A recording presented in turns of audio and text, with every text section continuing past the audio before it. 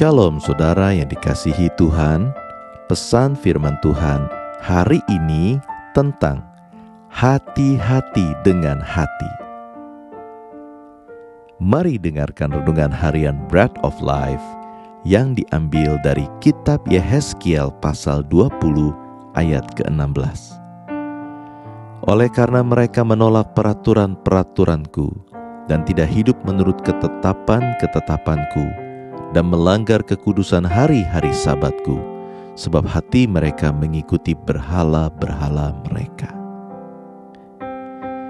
Yang paling harus dijaga dari hidup ini adalah hati, karena dari situlah terpancar seluruh kehidupan. Jika hati penuh dengan amarah, kedengkian, maka lama-kelamaan akan menjadi akar pahit yang dapat membuat hidup menjadi pahit.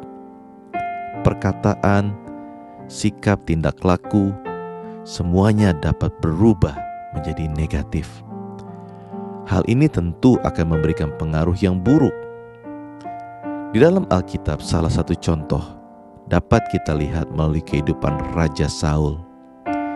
Bagaimana kehidupan pribadinya, hatinya yang iri, marah kepada Daud, sehingga dengan berbagai macam cara ia terus berusaha untuk membunuh dan menyingkirkan Daud. Hati-hatilah dengan hati yang mulai terisi dengan amarah, terusik dengan dendam, rasa benci, dan iri. Jangan biarkan hal itu terus bertumbuh ataupun ada di dalam hati setiap kita, karena hal itu akan merusak seluruh kehidupan, bahkan masa depan yang ada. Mari kita semua mengisi hati kita dengan firman Tuhan dan membiarkan Roh Kudus memenuhi hati ini.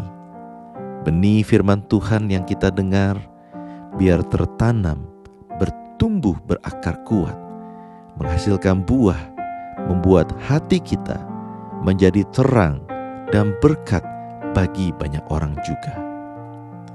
Dengan berani Daud berkata di dalam Mazmur pasal 26 ayat yang kedua, "Ujilah aku ya Tuhan, dan cobalah aku.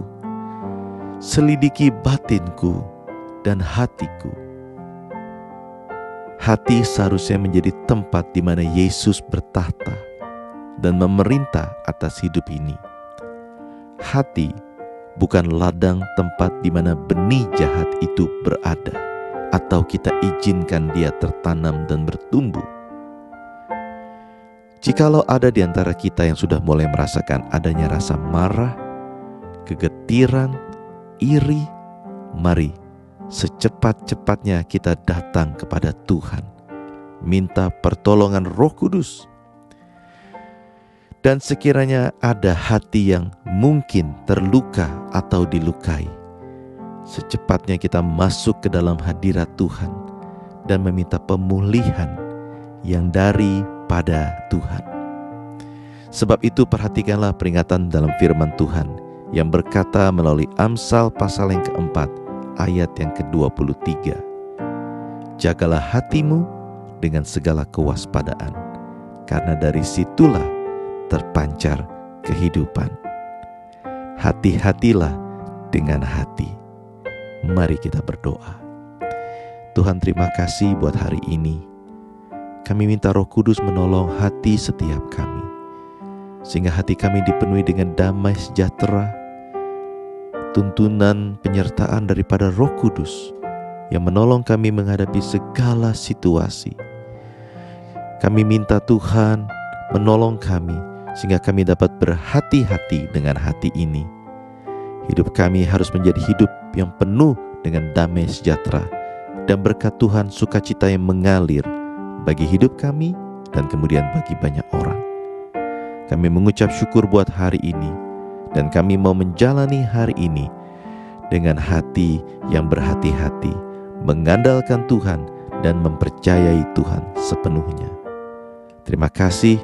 Kami mengucap syukur hanya di dalam nama Tuhan Yesus kami berdoa. Amin.